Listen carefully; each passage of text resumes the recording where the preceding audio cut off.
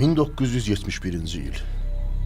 Azərbaycan Komünist Partiyası Mərkəzi Komitəsinin binasının qarşısında bir nəfər saqqallı kişi dayanıb. Əlində müqəvva var. Birazdan Respublika rəhbəri binaya daxil olacaq və təbii ki, həmin vətəndaşın kim olduğunu soruşacaq.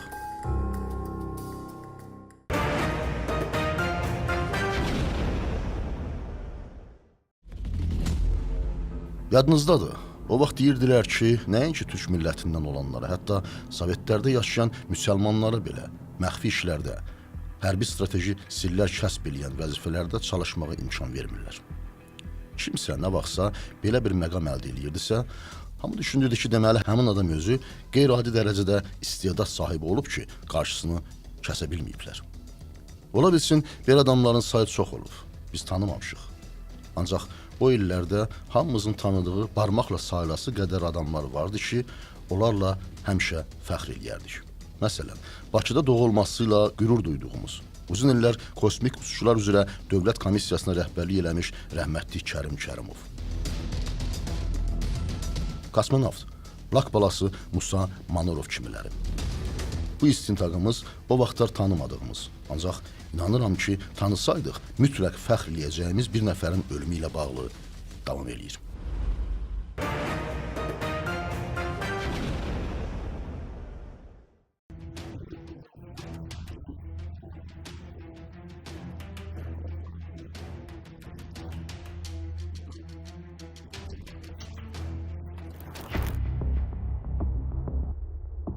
Bu kəndin əvvəlki adı Andreyev olub. 1847-ci ildə Rus kəndliləri burada məskunlaşandan sonra kənd belə adlandırılıb. 29 aprel 1992-ci ildə kəndin adı bərpa edilir və Qarazəncir olur. İsmailov Fərhad Mehdoğlu bu kənddə Cəlilabad rayonunun keçmiş Andreyevka, indiki Qarazəncir kəndində anadan olmuşdu. Ailənin yeganə övladı idi. Atası Mehdi kişi kənd məktəbinin direktoru olmaqla bərabər, həm də bölgədə yaxşı riyaziyyat müəllimi kimi ad çıxarmışdı. Fərhad da uşaqlıqdan elmə, təhsilə maraqlı idi. O, orta məktəbdən sonra Rusiyada hərbi məktəbi bitirir və cavan yaşında Sevastopoldakı hərbi sualtı gəmilərdən birinin komandiri vəzifəsinə təyinat alır. Fərhad gözəl insan idi, belə, necə deyim mən. Üz simasını görmək istəyirsinizsə də, təsvir eləmək istəyirsinizsə, Mehdi Hüseynzadə rolunu aparan var, Nadir Şaşıqoğlu. Bax, onu görürsünüz, görmüsünüzmü onu rolda? Fərhad odur. İnanırsınız, mən o artisti görəndə elə hiss elədim ki, bu Fərhad içər.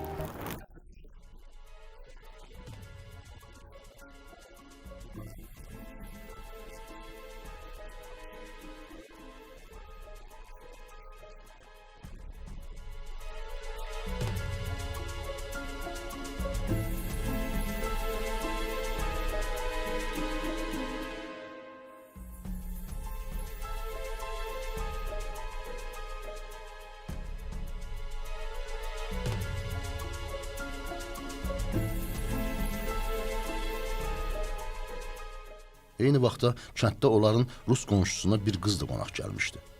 Anikiyeva Olga Əli Bayramlıda kitabxanada işləyirdi.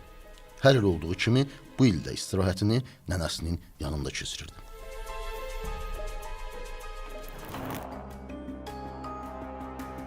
Fərhadın atası ilə Olqanın nənəsi qonşu olduqlarından cavanlar tez ünsiyyət qururlar. Fərhad sevə-sevə oxuduğu kitabı Olqaya hədiyyə eləyir. Özümə təzəsini alaram deyir. O vaxtlar əhalisinin böyük hissəsi Rus olan Andreyevka kəndi ilə qonşu Sabirabad kəndi eyni Sovetliyə daxil edilər. Cavanlar da günortanın istisi səngiyən kimi hərdən Andreyevka Sabirabad yolunda gəzintiyə çıxır, söhbətləşirdilər. Beləliklə 14 iyul 1971-ci il tarixdə Cəlilabad rayonunun Andreyevka kəndində Bakı-Astara magistral şose yolunda İsmailov Fərhad Mehdoğlu və Anikiyeva Olga Pavlovna yük avtomaşını tərəfindən vurulur. Hadisə nəticəsində Fərhad İsmailov ölür. Olqa isə ağır bədən xəsarəti alır. İstintaqdan sonra cinayət işi avtonəqliyyat hadisəsi kimi baxılması üçün məhkəməyə göndərilir.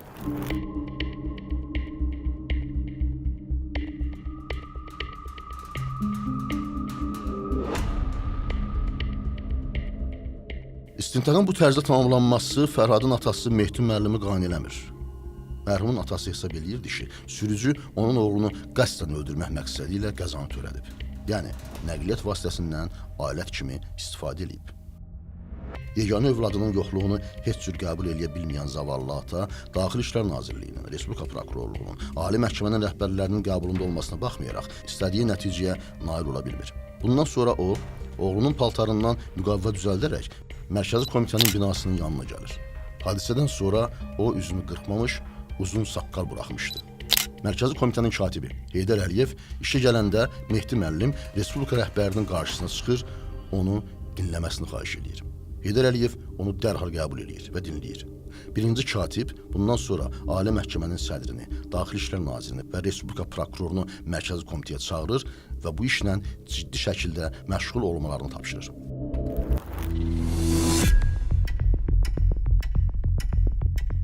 Bundan sonra Ali Məhkəmənin üzvü Vaqif Nəzərovun hazırladığı etiraz əsasında məhkəmə qərarları ləğv edilir və cinayət işi əlavə ibtidai istintaqa qaytarılır.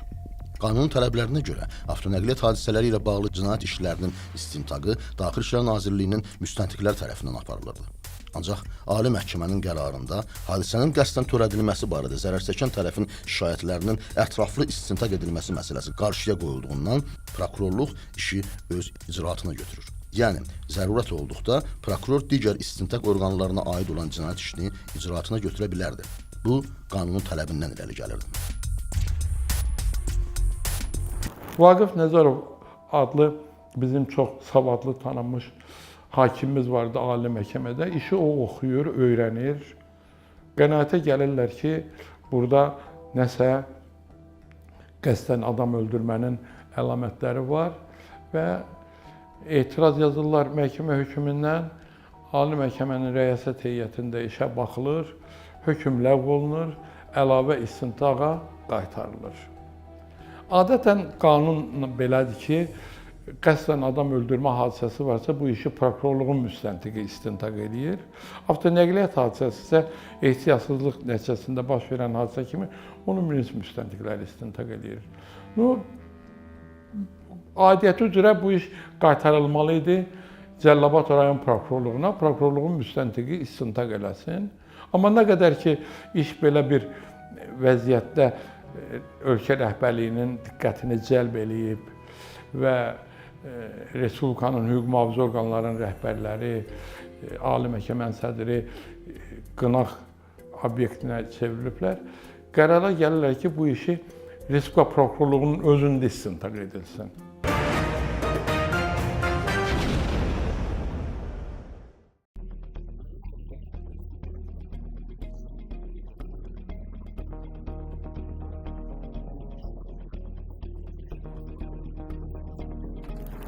O vaxtı da mən mühüm işlər müstəntiqi vəzifəsində işləyirdim və həmən işin istintaqını mənə tapşırdılar. İstintaq şöbəsinin rəisi var idi, tanınmış milis polkovnikdir Ənvər Rəhmanov. Daxili İşlər Nazirliyində işləyirdi, sonradan Gəncə şəhərində polis idarəsinin rəisi oldu. Onu da mənə əməliyyat axtarış işlərində köməklik eləmək üçün ayırdılar və bizim elə tanışlığımız da o vaxt belə başladı və birlikdə biz Cəlilabad rayonuna getdik. Bu işi təzədən araşdırdıq. Hadisə yeri yenidən əlavə müayinə edilir. Nəqliyyat vasitəsinə yenidən baxış keçirilir. Bir sıra istintaq hərəkətləri yerinə yetirilir. Hadisəni kənardan görən şahid olmadığına görə əsas diqqət və kabinada onun yanında əyləşmiş şahid Əliyev Habilin daha ətraflı... Həmən kətdə də İmanov Ramiz adında sürücü işləyən şəxs yaşayırdı. Onun vəzifəsi səhərlər südləri fermadan götürüb, yaxınlıqda hansısa bir süd məntəqəsi olan yer var stansiyanın yaxınlığında. Aparıb ora təhvil vermək idi və boş vaxtlarında da o belə o vaxtı rus dilində işlədirdilər hamı bu sözü, xaltura eləyirdi və maşınla müəyyən sərnişinlər yanında aparırdı stansiyalardan kəndə da belə gedib gəlirdi və evə də adətən gec gəlib çıxırdı. Və bir gündə o yanında Əliyev Habil adlı oğlan da olur. Birlikdə axşam həmən saat 11 radələrində axırı öz işini tamamlayıb evə gələndə görür ki, yolun kənarında həmən Anna ilə oğlan birlikdə gedirlər və bu qəzəblənir ki, bu kimdir? Bunlar bizim kətdə əxlaqsızlıqdır bu. Qızla oğlan gecə vaxtı yolun qırağında, kənarında gedirlər.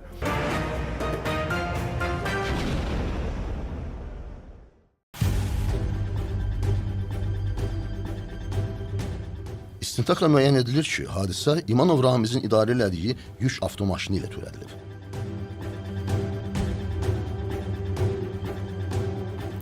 Baxmayaraq ki, onlar artıq geridə qalır, bu maşınla sürüb irəli keçib, maşını döndərir ki, mən gedib mütləq onları tapmalıyam, görüm onlar kimdir, nəçidir.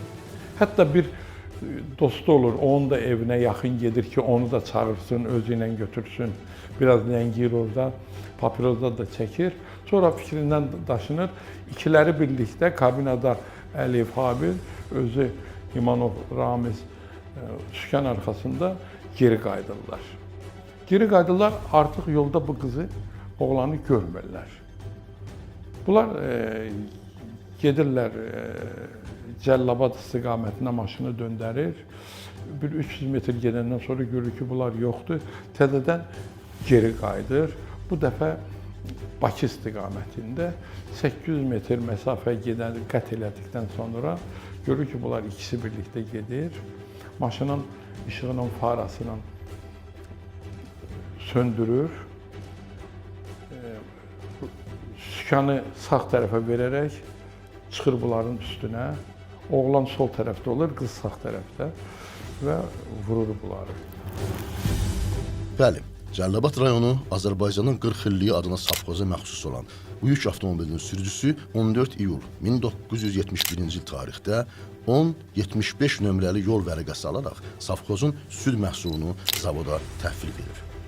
Sonra o, Sabirabad kəndi istiqamətində hərəkət edərkən yolda Fərhadla Olqanın söhbət eləyə-eləyə Astara-Bakı magistral şosu yoluna sarı getmələrini görərək hiddətlənib. Yanında əyləşən Əliyev Habil Abaoğluna qəzəbli formada bu oğlan kimdir? Rayondan gəlib burada qızla gəzir. Mütləq onu tanımalıyam. Yoxsa yata bilmərəm sözlərini deməklə idarə elədiyi avtomaşını təxminən 150 metr sürdükdən sonra geri döndərib. Əvvəl gördüyü yerdə onları tapmadıqda təxminən 350 metr məsafə qət edərək magistrala çıxıb. Magistralda Cəlilabad istiqamətində təxminən 800 metr gedib, ancaq axtardıqlarını tapa bilməyib. Bundan sonra daha da hiddətlənərək avtomaşını əks Bakı istiqamətinə sürərək axtarışını davam etdirib. Nəhayət, Fərhadla Olqanın yolun sağ tərəfi ilə hərəkət elədiklərini görüb. Bu zaman o, avtomaşının işıqlarını söndürüb, onlara çatmağa 200 metr məsafə qalmış, avtomaşının sükanını qəsdən sağa döndərib, maşının qabaq hissəsi ilə onları arxadan vurub.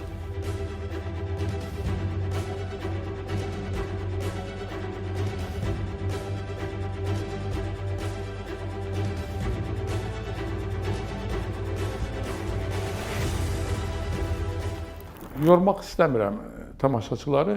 Avtonəqliyyat hadisəsinin törədilməsi şübhə doğurmurdu. Maşından çıxan palçıq ilə hadisə yerində olan palçıq eyni idi.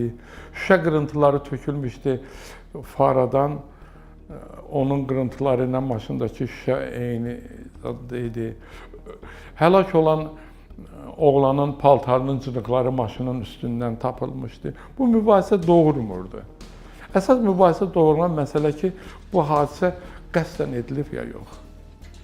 Yanında əyləşən İmanov Ramizin ifadəsi idi burada əsas rol oynayan. Çünki hadisənin bütün xarakterini o izah eləyirdi. Deyirdi ki, biz belə gəldik, gördük, getdik, qayıtdıq. Hətta bu ona yolda deyir ki, evə geyişirik. Ona bir dürtmə də vurur ki, səsi kəs. Mən mütləq bu işin axırına çıxmalıyam. Yəni ki, tapmalıyam bunları görüm nədir. Amma onları görən ərəfədə də maşını onların üstünə sürür, işığı söndürür və hadisəni törədir.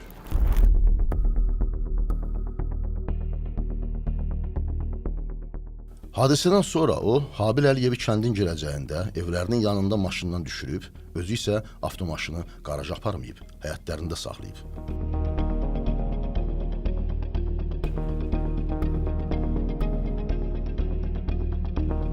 Qanunda belə işlərə xulqanlıq niyyəti ilə törədilmiş hərəkət kimi qiymətləndirilir və ona görə də biz bu işi belə tövsif eləyib göndərdik Ali Məhkəməyə. Amma istintaq elə aparılmışdı ki, orada bir boşluq qalmamışdı. Əsas söhbət gedirdi ki, bu əməlin qiyməti, həkimlərin dilindən desək, diaqnozu nə olmalıdır? İmanovun idarə elədiyi maşının Cəlilabad istiqamətindən dönüb geri qayıtmasını avtobus dayanacağından görən şəxslər, hadisə yerinin yaxınlığında yaşayanlar müəyyən edilərək dindirildilər. Hadisə barədə də məhz onlar təcili yardıma məlumat vermişdilər. Bildiyimiz kimi xəstəxanada heç bir söz danışmadan Fərhad İsmailov ölmüş, Anikiyeva Olqa isə bir müddət müalicə almışdı.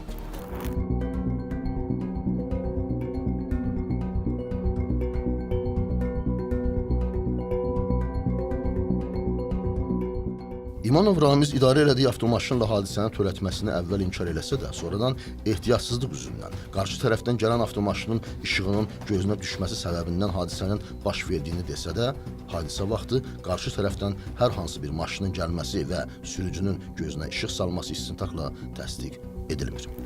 Biz araşdırdıq o vaxtı, gördük ki, həmin vaxtı qarşı tərəfdən maşın gəlməyib, sərbəst olub yol, o işığı söndürməsində də elə bir zərurət olmayıb. Sonra uzaqdan hadisəni görən adamlar olmuşdu. Avto dayanacaqda dayanmış maşın gözləyən şəxslər. Onlar da ifadələrində deyirlər ki, uzaqdan gördük ki, belə bir hadisə oldu və cəld də maşın döndü, çıxdı, getdi. Və orada bir kənar maşın zad da olmayıb ki, təhlükə olsun ki, bu təhlükəni ram eləyəndə ola bilsin ki, bu hadisə törədilsin. Bir də ki, 2-3 metr qalmış həmən vətəndaşlara bu işığı söndürmüşdü və maşının rulunu da sağ tərəfə onların istiqamətinə döndərmişdi. Vallahi o vaxtı dedilər ki, bu hadisə qəsdən olub, güya Ramiz qəsdən eləyib bunu. Amma Ramiz bunların hamısını rədd eləyirdi. Həqiqəti demək lazımdır. Mən eşitdiklərimi deyirəm, hadisə yerində biz olmamışdıq. Amma o vaxtı, bilmirəm, hansı müstəntiq onu aparıb, mən onu deyə bilmərəm. Çünki Mehdi müəllimdə elə bir psixoloji proses yaranmışdı ki, Fərhad haqqında onunla söhbət eləmək biraz çətinlik törədirdi o vaxtı. Amma yenə o hadisə yerində olan adamların danışığını deyirəm. Onların verdiyi məlumatlara görə güya oğlan görüb ki, mən Fərhadı vurdum. Qız kənara düşdü. Fərhad isə yolun qırağında qaldı, amma ölməyib. Mən eşitdiyimə görə güya maşını arxaya dala verib Fərhadın üstündən keçmişdi. İstintaq İmanov Ramizin hadisəni xulqanlıq niyyəti ilə qəsdən törətməsi qənaətinə gələrək ona ittiham irəli sürür. O, ittihamla razılaşmayaraq son ifadəsində hətta avtonəqliyyat hadisəsini törətmədiyini də bildirir. Ali məhkəmədə 3 dəfə bu işə baxıldı. Hər dəfədə qəbul olunan hökm ləğv olunurdu. 3-cü dəfə işə baxılanda işi məruz edən Ali Məhkəmənin sədr müavini var idi. Həsənov Məmməd deyirlərdi, yəqin ki, Məmməd imiş. Sonradan o SSR prokurorluğunda işlədi. O məni dəvət elədi yanına və xeyli söhbət elədi. O mənim daxili inamımı öyrənmək istəyirdi. Mən ona izah elədim. Dedim, mənim daxili inamım belədir və ona görə də biz bu ittihamı irəli sürmüşük.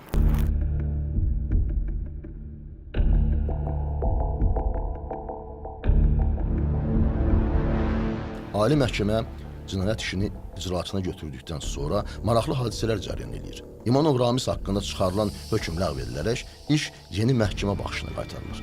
İkinci dəfə yeni tərkiblə qəbul edilən hökmün taleyi də belə olur. Bu hal üçüncü dəfə təkrarlandıqdan sonra cinayət işi plenumun müzakirəsinə çıxarılır. Ölüm hökmü çıxarılmışdı. O da ləğv olundu. İşə Ali Məhkəməsinin plenumuna çıxarıldı. Plenum nədir? Ən yüksək məhkəmə orqanıdır. Bütün Ali Məhkəmənin hakimləri iştirak eləyir və hər biri hansı məsələnə olan mövqeyini açıq səs verməklə bildirməlidirlər. Və orada diskussiyalar gedir, hər öz mövqeyini izah eləyir, əsaslandırmağa çalışır. Hətta elə bir məqam olur ki, kənar adam qulaq asanda deyirsən ki, falan hakim danışdı, onun dediyi tutarlıdır, kəsərlidir. Sonra görürsən ki, başqa hakim danışır, başqa mövqeydən. Deyirsən, yox, bu düz deyir. İşte Respublika prokuroru iştirak edir orada, vəkil iştirak edir. Söhbət ondan gedir ki, axırda açıq səs vermə keçiriləndə bir səs verməklə hadisənin ehtiyatsızlıq nəticəsində törədilməsinə qərar qəbul olundu. Və bu iş belə də tamamı. Hiss olunurdu ki, rəhbərliyi ölüm cəzası narahat eləyir. İstintaqın topladığı sübutlar və gəldiyi nəticə şübhə doğurmurdu. Ona görə də iş əlavə istintaqa deyil, hər dəfə yeni baxışa qaytarılır. Çətinlik nə idi bu işdə? Hakim üçün idi çətinlik. Hakim əgər qəsdən adam öldürmək kimi cəza verəcəksə, burada o ölüm cəzasını verməli idi. Artıq başqa çıxış yolu yox idi. Amma ehtiyatsızlıq nəticəsində bu əməl qiymətləndiriləndə orada ölüm cəzası yoxdur. Uzaqbaşı maddənin sanksiyasında nəzərdə tutulan ən yüksək həddə cəza verirsə, bununla da məsələ bitir.